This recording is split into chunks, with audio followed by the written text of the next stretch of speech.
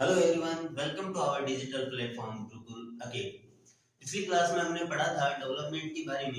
Development क्या होता है, डेवलपमेंट प्रोमिसेस क्या हैं, अलग अलग व्यक्तियों के अलग अलग डेवलपमेंट गोल होते हैं, इसके बारे में पढ़ा था।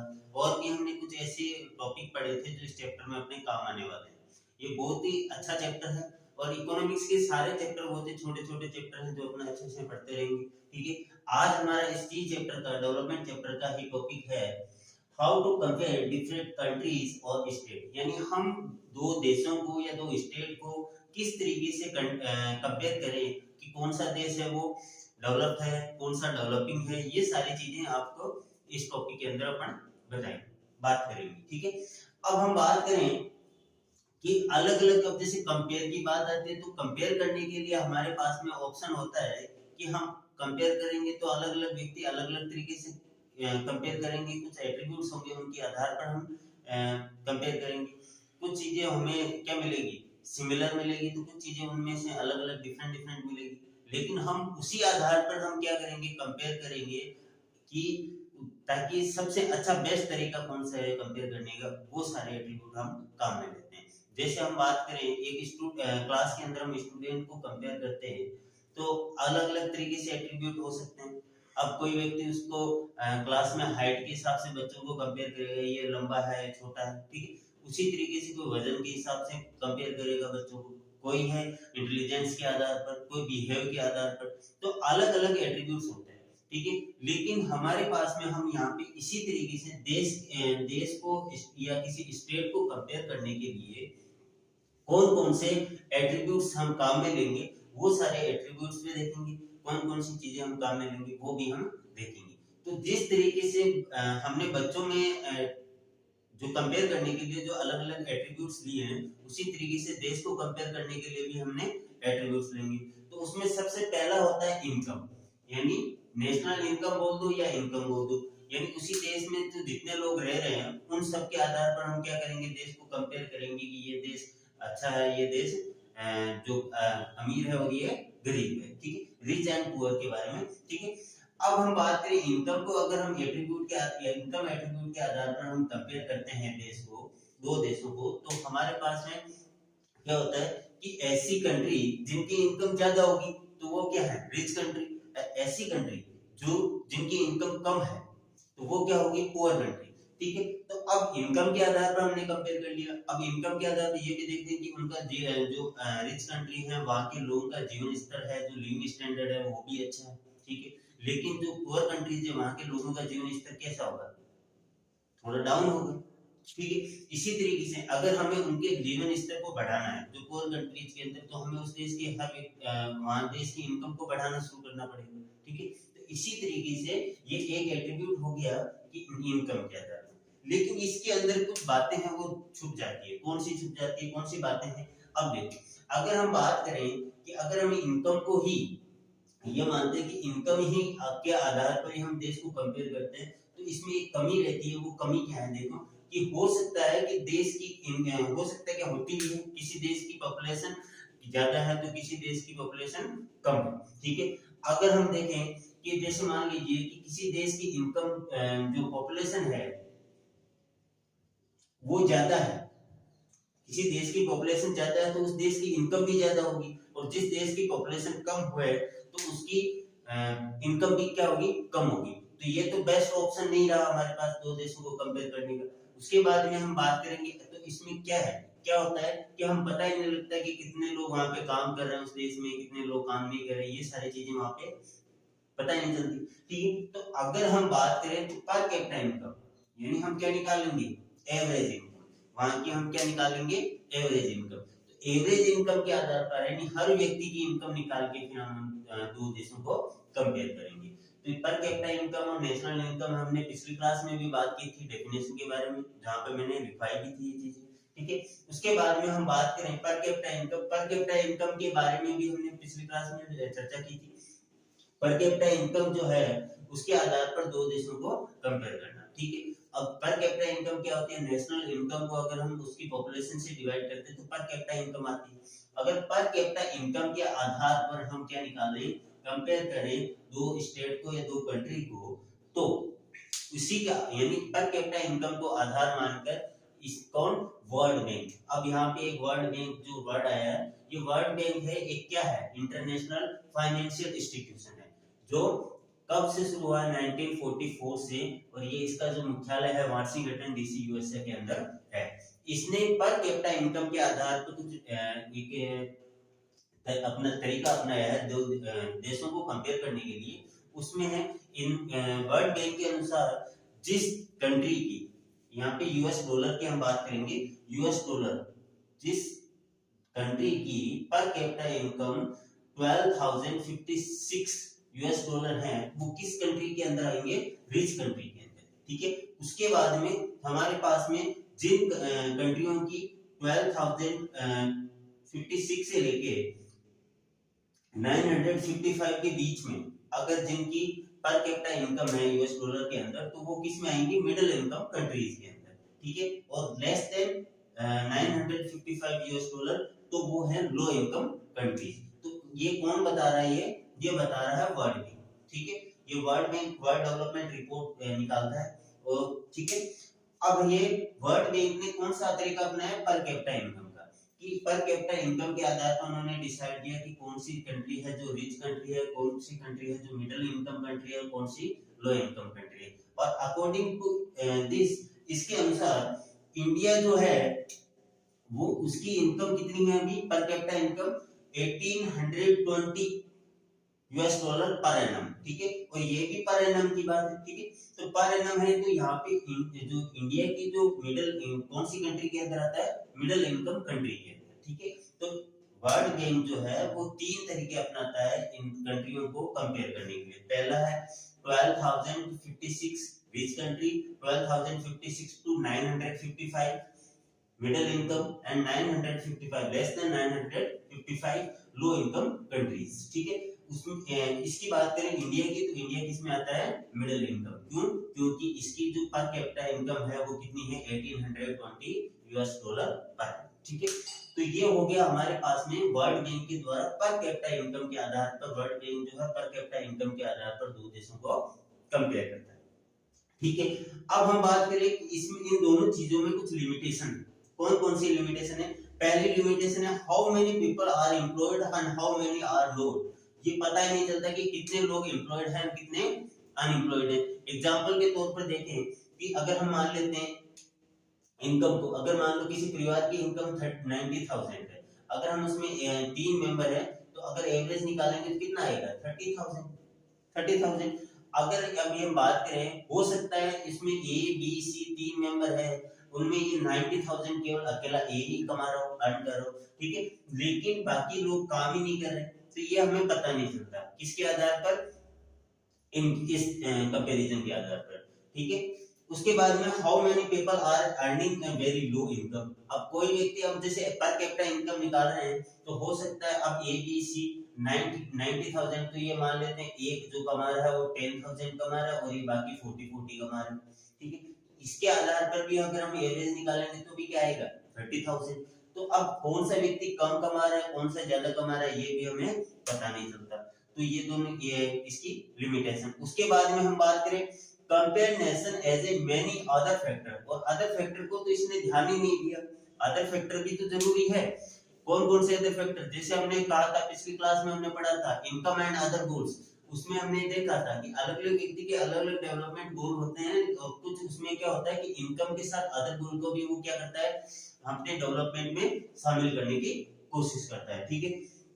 अगर डेवलपमेंट तो तभी अच्छे से डेवलपमेंट तभी होगा जब इनकम के साथ साथ अदर गोल भी उसको रेस्पेक्ट सिक्योरिटी वगैरह जो है मिलती रहेगी, ठीक है। तो अदर इनकम के जो इनकम के अलावा भी हैं उनको भी वो ध्यान उन फैक्टर पे भी वो ध्यान देता है। तो यहाँ पे इनकम को ही फैक्टर मान के केवल इंडिकेटर किसको माना जा रहा है, इनकम को ही, अदर फैक्टर की तरफ ध्यान ही नहीं दिया जा रहा है। अब हम बात करें दूसरा हमारा एक इसमें टॉपिक है इनकम एंड अदर क्राइटेरिया। अब इनकम एंड क्राइटेरिया भी इसी लिमिटेशन से जुड़ता हुआ देखिए, इनकम में भी one of the indicator to compare two nation, यानी इनकम एक इंडिकेटर हो सकता है दो देशों को कंपेयर करने के लिए, but it is not sufficient, ये सफिशिएंट नहीं है। इसके साथ साथ कुछ अदर फैक्टर भी हैं जिनकी हमें जरूरत होती है देशों को कंपेयर करने के लिए। और इस चीज को समझने के लिए हम देखो ये दो मैंने टेबलें बनाई है, टेबल है, दो टेबल, इन टेबल के आधार पे आप समझ सकते हैं। ठीक है, अभी आपको मैं अच्छे से ये समझाऊंगा। देखिए देखिए अगर हम अदर फैक्टर और इनकम दोनों के आधार पर, अब ये दोनों टेबल के आधार पर देखेंगे, दोनों पर इस पे चर्चा करते हैं अपन। देखो नंबर 1 फर्स्ट टेबल जो है पर कैपिटा इनकम। आपने इनकम को सो फैक्टर मान के एक और फिर हम तीन स्टेट के बारे में क्या कर रहे हैं, कंपैरिजन कर रहे हैं। पहला है हरियाणा, केरला और बिहार। ठीक है, तीनों की बात करें, ये पर कैपिटा इनकम है अलग अलग स्टेट की। इसके आधार पर अगर हम देखें, देखो हरियाणा की जो पर कैपिटा इनकम है 1,80,174 1,80,174। ठीक है, केरला की जो है 1,63,475, बिहार की जो है 34,409। ठीक है, तो ये है जो हमारे पास में, इसके आधार पर हम देखें पर कैपिटा इनकम जो दे रखी है, इसके आधार पर हम देखें तो कौन सा स्टेट है वो डेवलप्ड है, तो आप देखोगे कि इसकी इनकम है, पर कैपिटा इनकम क्या है, सबसे ज्यादा है। तो जिसकी ज्यादा होगी वो ही तो क्या होगा, रिच कंट्री के अंदर आएगा। ठीक है, तो इसमें हमारे पास में बात करेंगे तो यहाँ पे सबसे जो रिच स्टेट है वो कौन सा है, हरियाणा। इसके आधार पर, इनकम के आधार पर हमने क्या कह दिया कि हरियाणा जो है वो क्या है, डेवलप्ड स्टेट इन दोनों के कंपैरिजन।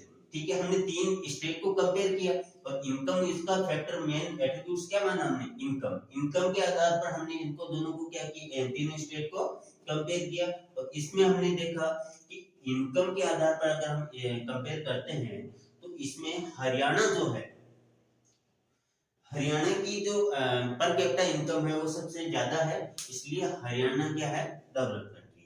उसके बाद हम बात करें दूसरा फैक्टर की, तो अदर फैक्टर जो है इसमें और शामिल किए थे। इसके आधार पर तो हमने क्या कह दिया कि हरियाणा डेवलप्ड है। लेकिन अगर हम दूसरी बात करें, ये हमने पिछली क्लास में बात की थी IMR, infant mortality rate, literacy rate, net attendance ratio, इसके बारे में हमने पिछली क्लास में चर्चा की थी। ठीक है, यहाँ पे IMR यानी 1000 बच्चों के जन्म होने पर एक साल के अंदर उनमें से कितने बच्चों की मृत्यु हो जाती है, वो है IMR। लिटरेसी रेट, कितने 7 इयर्स से अबव बच्चे हैं वो कितने पढ़े लिखे साक्षर हैं, उसके बारे में। Net attendance ratio, 14 to 15 year age के जो बच्चे हैं वो स्कूल, कितने परसेंट बच्चे जो स्कूल अटेंड करते हैं, ये सारी चीजें हमने पिछली क्लास में कवर की थी। ठीक है, अगर इनके आधार पर अदर फैक्टर को भी हमने अदर फैक्टर पर ध्यान दिया और इसके आधार पर हम कंपैरिजन करें तो देखिए हरियाणा, केरला और बिहार, वही तीनों स्टेट लिए मैंने।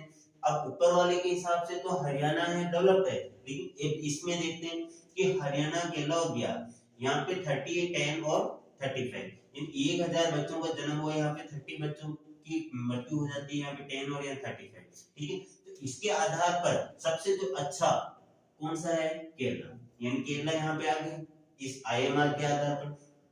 क्या केरला, यहाँ पे कम बच्चों की, यहाँ के, इस कहने का मतलब है यहाँ के लोगों को न्यूट्रिशन लेवल के हिसाब से खाना वगैरह मिल रहा है, अपनी हेल्थ का ध्यान रखते हैं, तभी तो बच्चों की मृत्यु कम होती है जो छोटी उम्र में होती है। ठीक है, उसके बाद हम बात करें लिटरेसी रेट। अब ये लिटरेसी रेट एजुकेशन के मामले में भी हम देखें हरियाणा, केरला और बिहार, तो यहाँ पे लिटरेसी रेट भी किसकी ज्यादा है, केरला की। ठीक है, उसके बाद में हम बात करें तीसरी, नेट अटेंडेंस रेशियो, कितने परसेंट बच्चे हैं वो स्कूल अटेंड करते हैं, 100 में से 83 जो बच्चे हैं वो स्कूल अटेंड करते हैं 14 to 15 एज के। ठीक है, तो अब ये इस तरीके से हम देखें तो सबसे यहाँ पे तो केरल का तो नाम ही नहीं है, लेकिन यहाँ पे हम बात करें कि यहाँ केरल जो है डेवलप्ड है।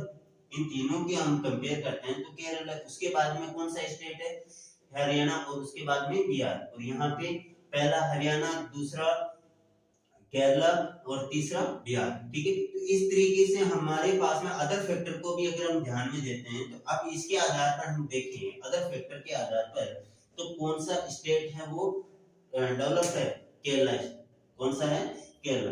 ठीक है, तो हमने इनकम और अदर फैक्टर को भी ध्यान में रखा और किस तरीके से हमने इनको कंपेयर किया। ठीक है, तो ये कंपैरिजन और ये इनकम एंड अदर फैक्टर की कौन कौन सी चीजें हैं जो हमें साथ में लेनी चाहिए ताकि हम कंपेयर कर सकते हैं। एक इनकम को ही मेन एट्रीब्यूट नहीं मानना है हमें दो देशों के कंपैरिजन में। ठीक है, तो हमारा ये टॉपिक था आज का, अभी का, कि how to compare different countries and state, किस तरीके से, तो हमने बात की थी कि अलग अलग एट्रीब्यूट्स होते हैं, उनके आधार पर हम दो देशों को या दो स्टेट को क्या करते हैं, कंपेयर करते हैं। ठीक है, अब हम इसमें national income, per capita income, और ये वर्ल्ड बैंक क्या करता है, वर्ल्ड बैंक ने कौन सा तरीका अपना रखा है दो देशों को कंपेयर करने का, ये सीखा।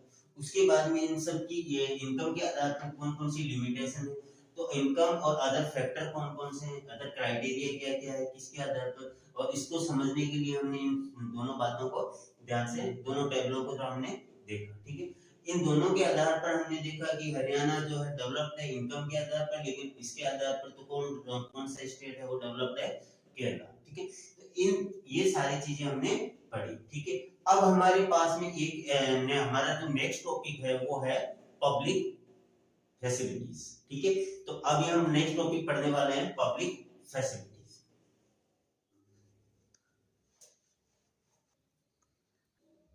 अब हमारा टॉपिक है पब्लिक फैसिलिटी। तो पब्लिक फैसिलिटी के बारे में हम पढ़ते हैं। तो पब्लिक फैसिलिटी क्या होती है इसके बारे में हम पढ़ेंगे, और पढ़ेंगे, ये हमारा और भी टॉपिक है जो government development, sustainability of development, ये भी पढ़ेंगे। ठीक है, तो पब्लिक फैसिलिटी क्या होती है उसके बारे में हम देखते हैं। देखो, हमने पिछली क्लास में बातें की थी कि पैसा ही सब कुछ नहीं, कुछ चीजें अलग भी होती है जो पैसे के अलावा भी होती है जो हमें चाहिए। ठीक है, तो कौन कौन सी चीजें हैं, क्या है क्या नहीं, उसके बारे में अपन देखते हैं। देखो, money is your pocket can not buy all thing you need to live a good quality of life.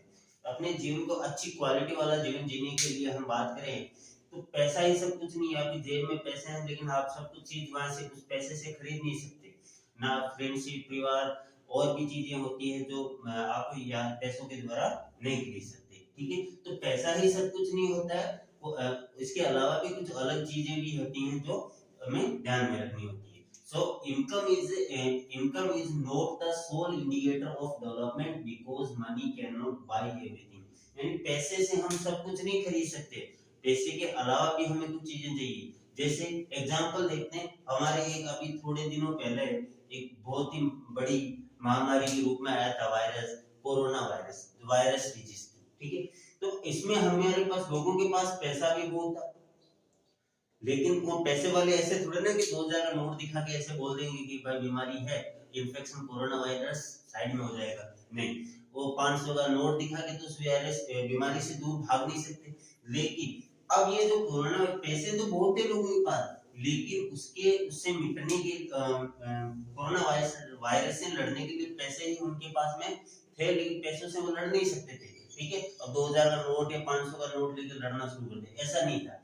पैसे से कुछ नहीं था, सभी ने क्या किया, सभी ने प्रयास किया उस बीमारी से लड़ने के लिए। उस देश के सभी लोगों ने कलेक्टिव एफर्ट किए, एक साथ प्रयास किया, जिसके कारण हम क्या कहें, उस बीमारी से लड़ने के लिए तैयार है। और हमने क्या किया, उसके इफेक्ट को मिनिमाइज किया, यानी अपने आप में कुछ जो चीजें हैं हमने अपने आप को उससे बचाने की कोशिश की, अपने आप को इस तरीके से रखा, घर के अंदर रहते थे।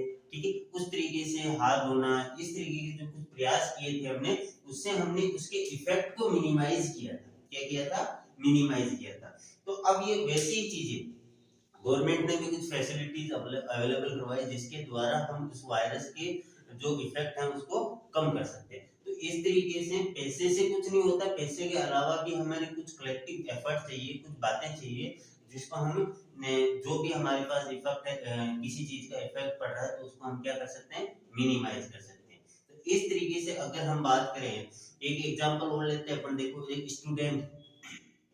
स्टूडेंट अगर मान लेते हैं, स्टूडेंट को ट्रांसपोर्ट फैसिलिटी अवेलेबल करवाई जाए। जैसे आप स्कूल आते हो तो स्कूल आने के लिए स्कूल की तरफ से जो ट्रांसपोर्ट फैसिलिटी अवेलेबल करवाई जाती है, उसमें सभी बच्चों को एक साथ लाने के लिए उसमें आपका क्या होता है, कलेक्टिव रूप से आपका खर्चा भी कम आता है और आप एक साथ आ सकते हैं। ठीक है, तो वो हो गया कलेक्टिव। ठीक है, अगर मान लो कि आप पर्सनल गाड़ी लेके आते हो तो आपका खर्चा भी ज्यादा होगा, पर्सनली खर्चा भी ज्यादा होगा। ठीक है, तो इस तरीके से जो कलेक्टिव का मतलब है कि एक साथ किसी चीज को प्रोवाइड करवाना। ठीक है, तो अब क्या है, several facility which are important to the life, यानी ऐसी फैसिलिटी, हम बात करें पब्लिक फैसिलिटी क्या होता है, तो ऐसी फैसिलिटीज जो हमारे जीवन जीने के लिए महत्वपूर्ण है, इफ प्रोवाइडेड कलेक्टिवली। और उनको हम कैसे प्रोवाइड करवा रहे हैं, कलेक्टिवली। कैसे प्रोवाइड करवा रहे हैं, कलेक्टिवली हम इसको चीज को प्रोवाइड करवा रहे हैं तो वो क्या होती है, कॉस्टलेस होती है, उसके पैसे हमें कम लगते हैं, ठीक है। जैसे ट्रांसपोर्ट फैसिलिटी है, सिक्योरिटी है, इन सब चीजों को देखते हैं तो ये हमें बहुत ही, जैसे सिक्योरिटी गार्ड, आप अपने घर का सिक्योरिटी गार्ड रखते हो या पूरे कॉलोनी के लोग एक सिक्योरिटी गार्ड रखते हैं, तो कौन सा सस्ता पड़ेगा, तो कॉलोनी के लिए रखा जाए, ठीक है। तो हम कलेक्टिव रूप से जो हमारे जीवन, ऐसी सुविधाएं, ऐसी फैसिलिटी जो हमारे जीवन जीने के लिए जरूरी है, उनको हम कलेक्टिव रूप से प्रोवाइड करवाए तो वो क्या होगी, कॉस्टलेस होगी, खर्चा उसमें कम आएगा। So we have can say that a public facility क्या है, those facility which are provided collectively, यानी कैसे सामूहिक रूप से प्रोवाइड की जाती है, to the people are called the public facilities. ऐसी फैसिलिटी जो लोगों को कलेक्टिव रूप से प्रोवाइड की जाती है उसको हम क्या बोलते हैं, पब्लिक फैसिलिटीज, ठीक है।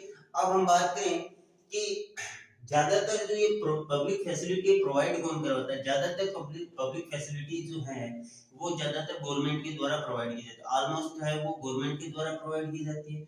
लेकिन कई बार हम ऐसी फैसिलिटीज भी है, जैसे अपने ग्रुप में कम्युनिटी के अंदर जिस समाज के अंदर हम रहते हैं, वहाँ के समाज के लोगों के द्वारा पब्लिक के लिए कुछ बस स्टैंड का निर्माण कर दिया या कोई ऐसे ऐसी फैसिलिटी भी हो सकती है, ठीक है। तो यहाँ पे पब्लिक फैसिलिटी तो ऐसी फैसिलिटी होती है जो हम क्या कर रहे हैं, कलेक्टिव रूप से लोगों को अवेलेबल करवाई जाए, ठीक है।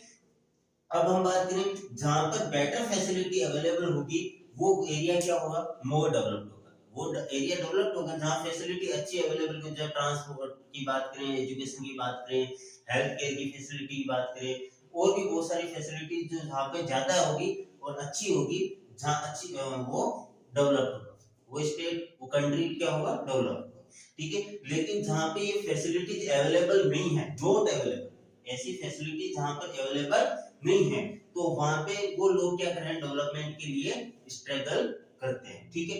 तो ये था हमारा टॉपिक पब्लिक फैसिलिटीज के बारे में, ठीक है। अब हम पढ़ते हैं human development report. Human development report है वो कौन पब्लिश करता है, ये पब्लिश करता है यूएनडीपी, जिसका मुख्यालय जो है न्यूयॉर्क के अंदर है। जिसके अब आपके एग्जाम में हर बार कई बार ऐसे क्वेश्चन भी पूछता है कि what full form of SDR UNDP, तो फुल फॉर्म में आप बता सकते हो कि UNDP united nation development program, UNDP की फुल फॉर्म क्या है, यूनाइटेड नेशन डेवलपमेंट प्रोग्राम, ठीक है। तो ये एचडीआर का भी फुल फॉर्म पूछा जा सकता है, ठीक है। अब हमने एक टेबल बनाई है यहाँ पे, देखिए ये वाली, इसमें अपने यह हम बात करेंगे जो अपने भारत के, जो इंडिया के जो पड़ोसी देश हैं उसके बारे में इन्होंने एसबीआई ने कौन कौन सी रैंक दे रखी है उसके बारे में अपन देखेंगे, ठीक है। ये है डॉलर के अंदर इनकी पर कैपिटा इनकम हर देश की, और life expectancy, mean of schooling year, और फिर है एसडीआई रैंक, यानी कौन कौन सी रैंक। अब हम बात करें इंडिया की, एसडीआई रैंक कौन सी है, तो यहाँ पे 130, ठीक है। तो ये इस टेबल के अनुसार, ठीक। अब हम बात करें, ये अलग अलग देशों की हमने दे रखी है, ठीक है। अब किसी देखो कि नेपाल है, बांग्लादेश, पाकिस्तान, म्यांमार, इंडिया, श्रीलंका, इन सब की हमने पर कैपिटा इनकम दे रखी है, ठीक है, और लाइफ एक्सपेक्टेंसी। अब जैसे यहाँ पे पर कैपिटा इनकम तो कम है, लेकिन इनकी लाइफ एक्सपेक्टेंसी रेट क्या है, ज्यादा है। श्रीलंका में देखो पर कैपिटा इनकम भी ज्यादा है और लाइफ एक्सपेक्टेंसी रेट भी ज्यादा है, ठीक है। अब इंडिया में हम देखें तो इंडिया में भी 130 है। इसके बाद ये है पर कैपिटा इनकम जो है इंडिया की 6353 इस तरीके से है, ठीक है।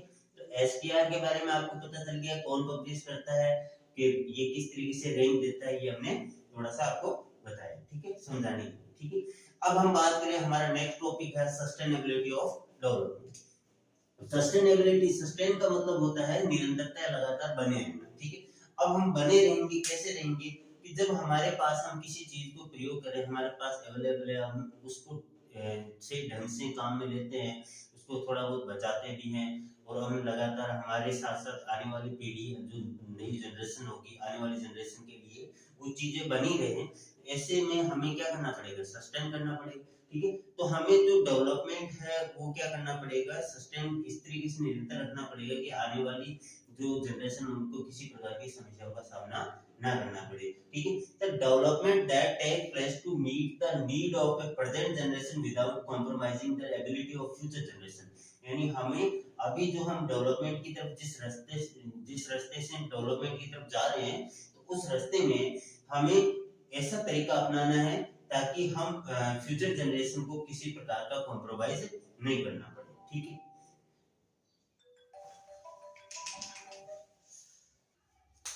अब हमारा टॉपिक है सस्टेनेबिलिटी ऑफ डेवलपमेंट। सस्टेन का मतलब क्या होता है? निरंतरता। अगर हमें किस तरीके क्या होता है ये भी देखो, पहले रीड करते हैं इसको। The development that take place to meet the needs of present generation without compromise the ability of future generation to meet their own needs। यानी हमें इस तरीके से डेवलपमेंट की ऐसा तरीका अपनाना है जिसमें हमारे प्रेजेंट जो जनरेशन है वो तो डेवलप हो ही हो, साथ साथ हम फ्यूचर जनरेशन को किसी प्रकार का कॉम्प्रोमाइज ना करना पड़े, यानी फ्यूचर जनरेशन के बारे में भी हमें सोचना है। ठीक है, उसके बाद में कई साइंटिस्ट ने ये वार्निंग भी दी है कि अभी जो हमारा जो डेवलपमेंट हो रहा है वो क्या नहीं है? सस्टेनेबल नहीं, वो क्या नहीं है? सस्टेनेबल डेवलपमेंट नहीं। ठीक है, अब कैसे? क्योंकि उनके अनुसार अभी हम देखें कि जो हमारा जो एनवायरनमेंट है वो लगातार डिग्रेड हो रहा है। ठीक है, उसके साथ साथ हमारा जो ग्राउंड वाटर है वो भी धीरे धीरे, जितना हमारे पीने के लिए पानी, आप देखते हैं कई जगह पानी के लिए आपस में लड़ते हुए, ठीक है, पानी की व्यवस्था नहीं है, कहीं पानी आता नहीं है काफी दिनों से, तो ये सारी व्यवस्थाएं आपको देखने को मिलती है। ठीक है, तो ये इस कारण से जो है आने वाले टाइम में फ्यूचर जनरेशन के लिए वो समस्या क्रिएट हो सकती है। ठीक है, उसके बाद में हमें क्या करना चाहिए? इस सस्टेनेबल डेवलपमेंट को बनाए रखने के लिए हमें क्या करना पड़ेगा? हमें ऐसा काम करना पड़ेगा कि renewable energy resources instead of, यानी यूज करना है रिन्यूएबल रिसोर्सेज एनर्जी को हमें ज्यादा लेना काम में, instead of non renewable energy resources. ठीक है, अब रिन्यूएबल और नॉन रिन्यूएबल रिसोर्स एनर्जी क्या होती है ये देखो। हम बात करें जैसे हम जो अपनी पवन ऊर्जा है उसको हम वापस बना सकते हैं, सौर ऊर्जा है उसको हम वापस बना सकते हैं, लेकिन नॉन रिन्यूएबल के अंदर हम बात करें जैसे कोई चीज हमारे पास नेचुरल रिसोर्सेज हैं, जैसे पेट्रोलियम वगैरह है, तो इनको हम एक बार काम में लेने के बाद इनको बनने में काफी लंबा टाइम लगेगा। ठीक है, तो ऐसे रिसोर्सेज जो रिन्यूएबल एनर्जी रिसोर्सेज को काम में लेना है, जिससे हम वापस क्या कर सकते हैं? उस एनर्जी को वापस क्रिएट कर सकते हैं, और इन रिसोर्सेज को हमें नॉन रिन्यूएबल रिसोर्सेज को कम मात्रा में प्रयोग करना है। ठीक है, तो इस तरीके से ये हो गया अपना topic sustainable development, sustainability of development. तो डेवलपमेंट को सस्टेन करने के लिए हमें फ्यूचर जनरेशन की तरफ ध्यान रखना है। ठीक है, और ये हमारा किस तरीके से साइंटिस्ट ने क्या रखा है कि हमारे जैसे degradation of A ground water, ये वार्निंग दे रखी है, तो क्यों दे रखी है ये आपको समझ में आया होगा। ठीक है, अब हम बात करें कि हमारे जो इस क्लास के अंदर हमने बात की इस टॉपिक की, public facility, human development report और ये सस्टेनेबिलिटी ऑफ डेवलपमेंट। ठीक है, तो ये सारी चीजें अब अपने इस चैप्टर में, या चैप्टर यहाँ तक कंप्लीट होगा, और इसमें सारे जितने टॉपिक है मैंने कवर किए। आगे हम नया टॉपिक लेके आएंगे, नया चैप्टर लेके आएंगे अगली क्लास में। तब तक आप इस चैप्टर के बारे में अच्छे से रीड करें, अच्छे से इनको देखें, नोट्स बनाएं। ठीक है, और एग्जाम ऑफ व्यू से ये जो डेवलपमेंट जो चैप्टर है इसमें ज्यादातर जो 1 मार्क्स 2 मार्क्स छोटे छोटे क्वेश्चन आते हैं, उनके बारे में अच्छे से तैयारी करें। जल्द ही मिलते हैं अपने नेक्स्ट क्लास में। ठीक है, तो बच्चों ये ठीक है, ये हमने पूरा टॉपिक कवर किया इस चैप्टर। इसके अलावा अपना जो डेवलपमेंट चैप्टर है वो कंप्लीट होता है। इसके बाद में हम अपना नया अगली क्लास के अंदर नया टॉपिक नए चैप्टर से स्टार्ट करेंगे। तब तक के लिए धन्यवाद।